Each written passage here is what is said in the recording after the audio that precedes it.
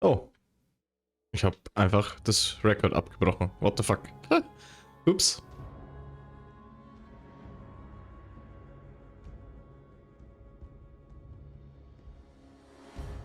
Upsi.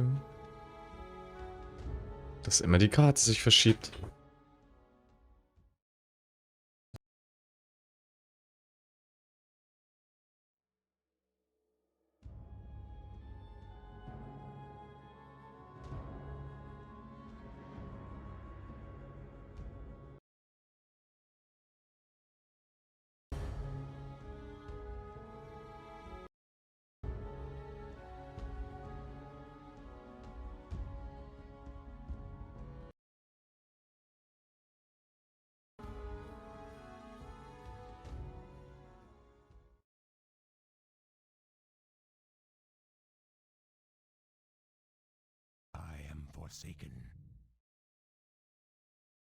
Ja, das war ja wieder klar.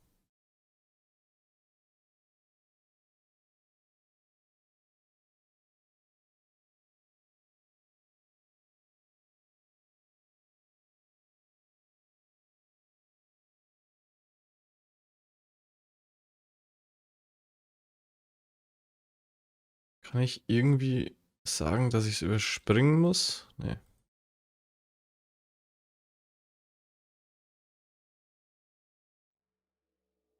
Okay.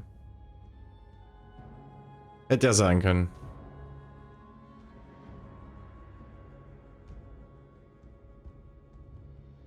Aber wir müssen ja trotzdem hoch. Und da oben noch Quests zum Abgeben.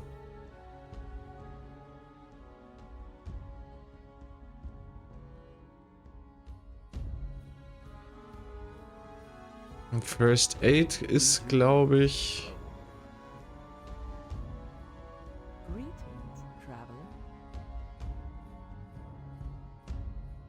Wieder nix. Also, warte mal. Okay. Ich glaube, First Aid haben wir irgendwie in den Sümpfen, also nicht in den Sümpfen, in den Düstermarschen oder so. Dustwater Marsch oder so. Ich denke ja.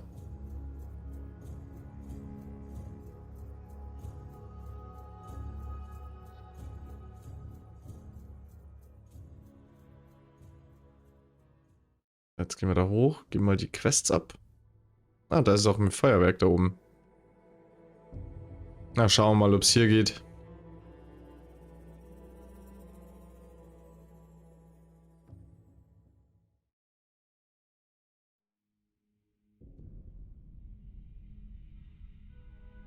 Bin ja richtig gespannt, ob es funktioniert.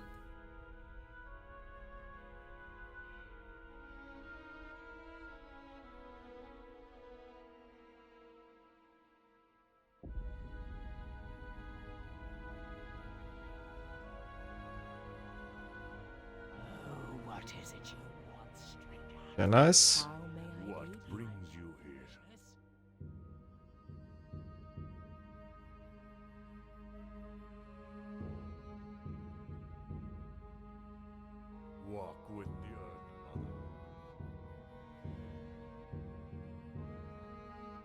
Ich habe jetzt Elder Pronoun gelesen.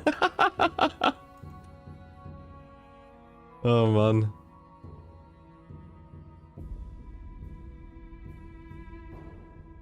Aber hier kann man erst gar nicht abschießen, oder? Haben wir ja gar nichts. Da können wir uns abschießen. Haha.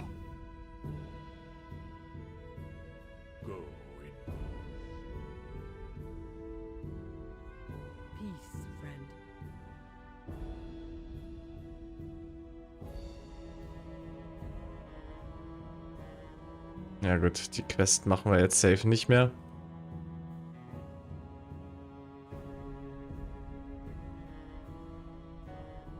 Würde ich sagen, gehen wir mal noch zum Hunter-Lehrer. Accepten die noch. Steel Snap, glaube ich, kann man eigentlich doch auch gleich mitnehmen, oder nicht? Stone Tail Mountain, Southern Barrens, ja, okay, vielleicht nicht. Problem ist, wir haben keine Vorquest in Stone Tail gemacht, ey, fuck. Ach doch, hier ist es.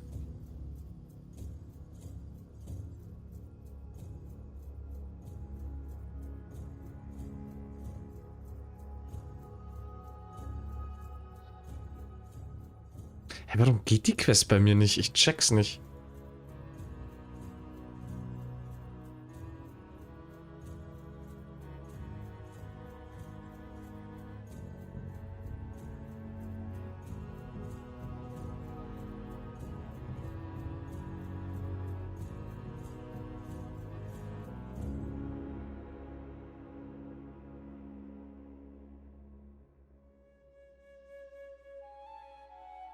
Hä?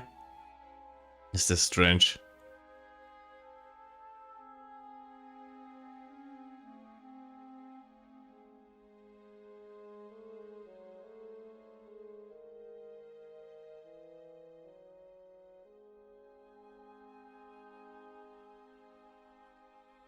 Die irgendwo hier?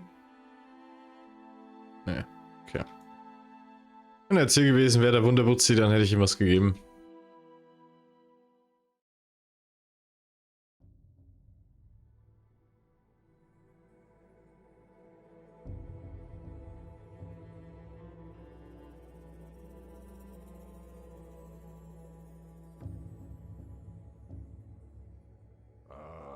I've been expecting you. Well met. Oh, Rapid Fire, das ist eigentlich nicht schlecht. 80 Mana. Puh, die werden echt teuer, alle. Holy moly. Okay.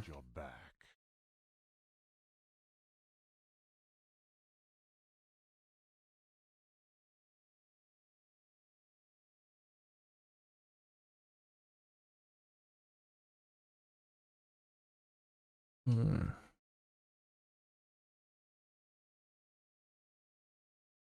Ja, haben wir automatisch drin. Ich vergaß.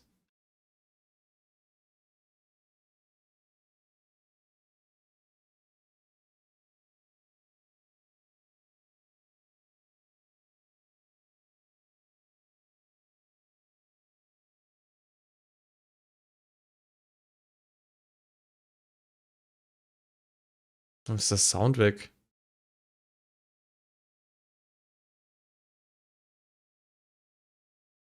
Hä? Sound ist weg. Warum? Hä?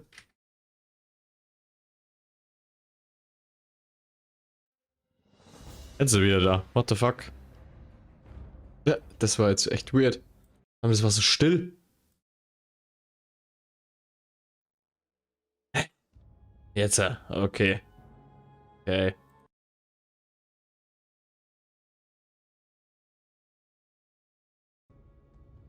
Okay, okay. What do you need? McGraw, go forth to victory.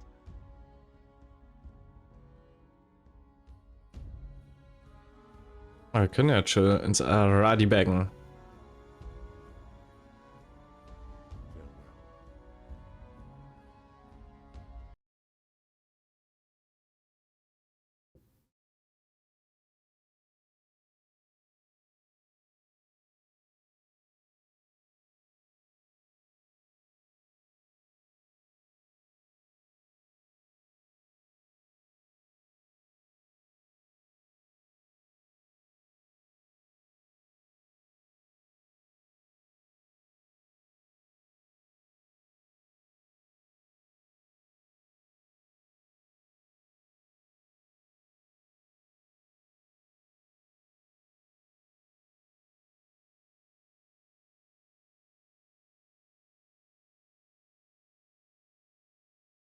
Jetzt bin ich gerade ein bisschen überfragt. Hm. Kriegen wir denn jetzt das beste Pet hier? Weil irgendwie ist unsere Echeki Mizi nicht mehr so. Best Hunter Pet. Season of Discovery. Season 2. Welcher ist denn das? Best Pet hier. A lot of us have found Wow.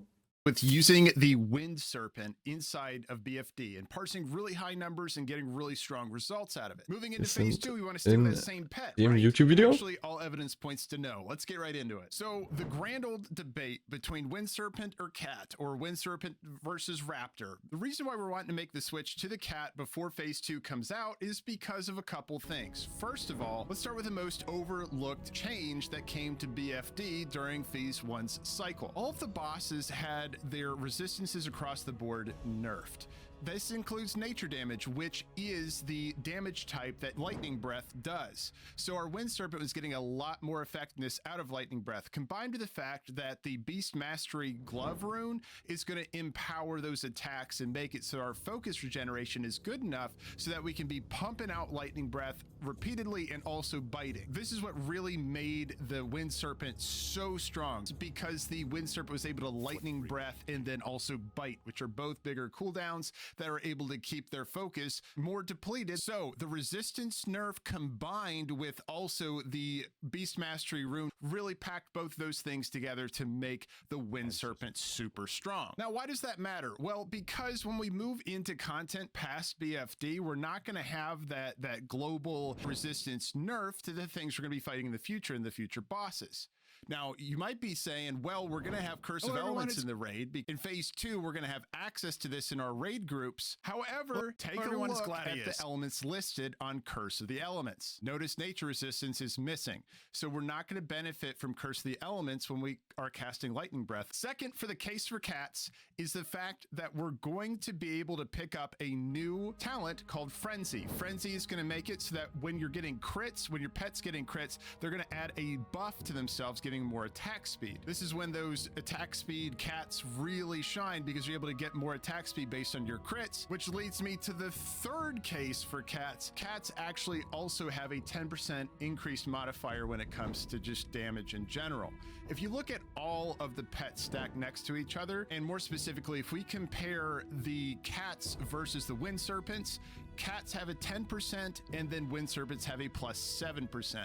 So we're getting a little bit less. Also, Frenzy rune, where this is really shining is when we're doing a bunch of claws back to back to fish for more crits instead of spending time with Lightning Breath. Lightning Breath is just not going to keep up when it comes to the cats in phase 2. All right, have I convinced you? If I haven't, no problem. After all, Season of Discovery is about just playing with the pet you want to play with. Ja, das weiß ich. Ich sag mal, was für ein Pet das ist. Go for it. Do what you want to do. But I'm just saying, Das ist eine schön erklärte Guide für Leute, die noch nie Hunter gespielt haben. I have more information for you as well. Ja, danke. So we're talking about cats. There's two camps of cats. There's the slow cat, fast cat. The reason why slow cats have been performing really strong is because we're taking flanking. 55 XP bloß. More particular, if you are, Verrat. not all of us are taking flanking strike, but if you are Boah. using flanking strike, then when you do the flanking strike attack, your pet also attacks with their normal attack as well. It forces an attack from them. Now, what's nice about this is that if you are playing with a slow attack speed cat, it's gonna do more damage with one attack. If you attack less often, each attack DPS wise is gonna be more valuable. So if you're forcing an extra attack with a forced attack from a flanking strike, you're going to get more of an attack that a 1.2 attack speed cat would have, because you have your DPS more distributed across more attacks, making it so that your flanking strike, at least the attack portion coming from your pet, is going to be less than it was if you had a slow cat, a 2.0 attack speed cat. That was a mouthful. So what can we do with this information? Well, in particular, when we're talking about stacking and maintaining that frenzy buff, we're going to be able to maintain that pretty easily if we're talking about, especially if we talk about 1.2 cat. If we're doing a 1.2 attack speed cat, you want to take only 3 points inside of frenzy, because you're going to be able to maintain that no problem. You're just fishing for crits, and each time you crit, you refresh the buff.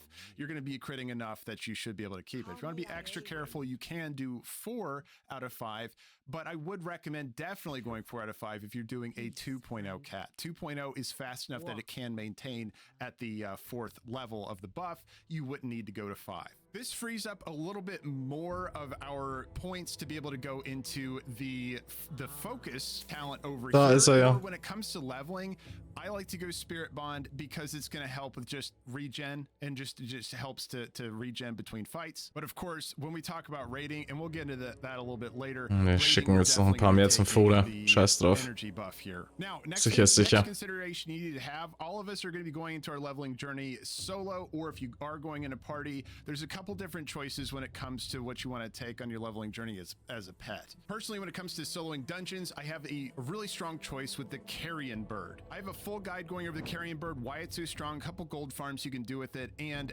how you can get it and make sure it's up to its max potential. That's linked in the description if you want to take a look at that one. But otherwise, guys, when it comes to choosing between your 1.0 versus 2.0, you really could go either way here because the DPS difference is negligible. The one consideration you do want to have, though, if you are running flanking strike, if you are doing melee weaving, then you might want to consider doing a 2.0 cat because that forced it.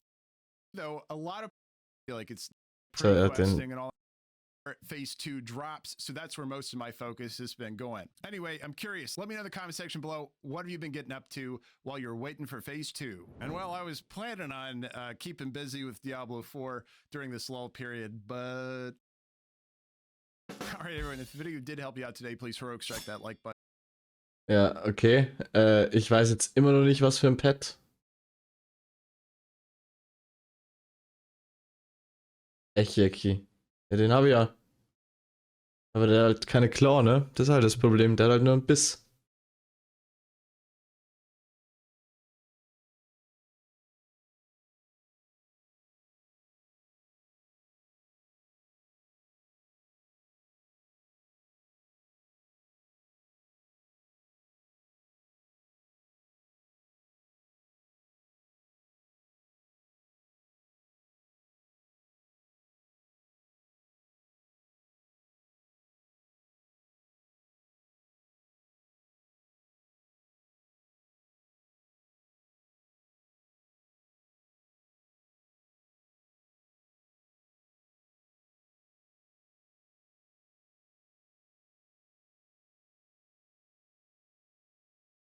Hm.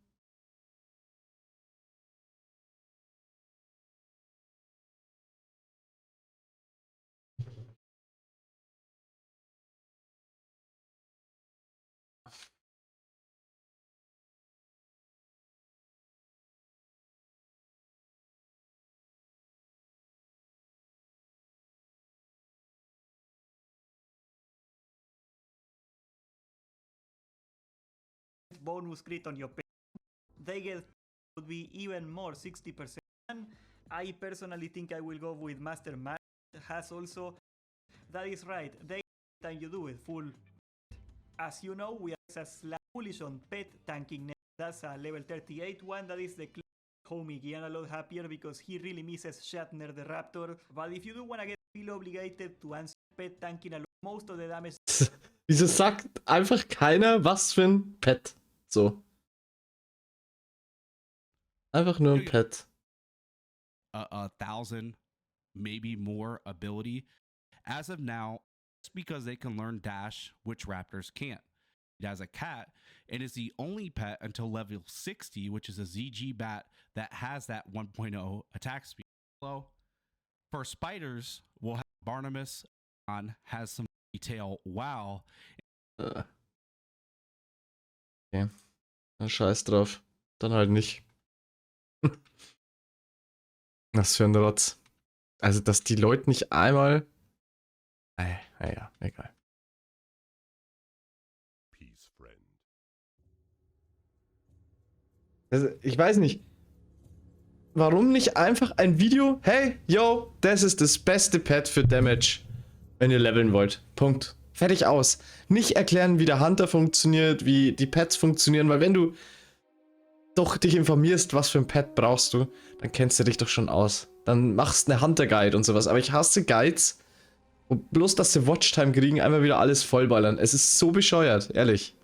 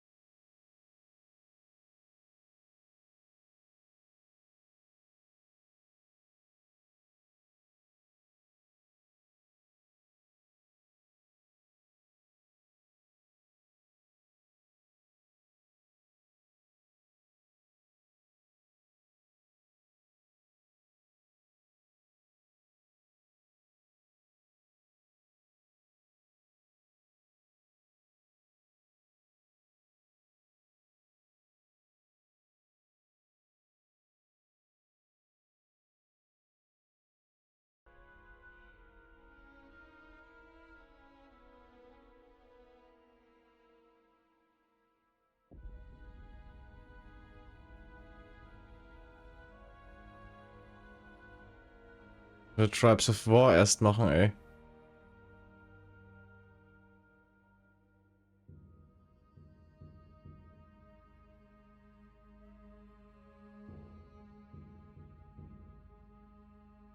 Oh.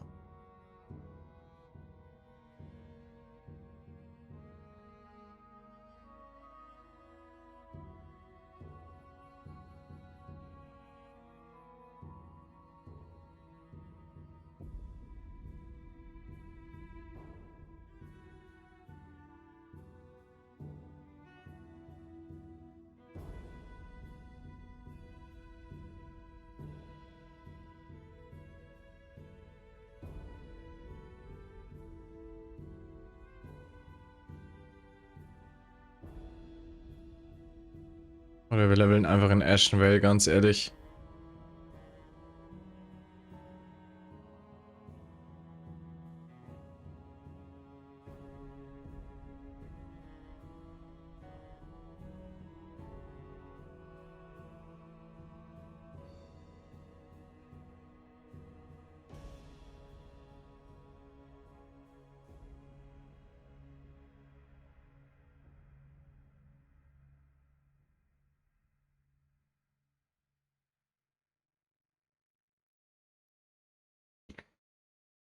Ja, scheiß drauf. Hail, go in peace. Ja, egal, komm. Dann fliegen wir dahin.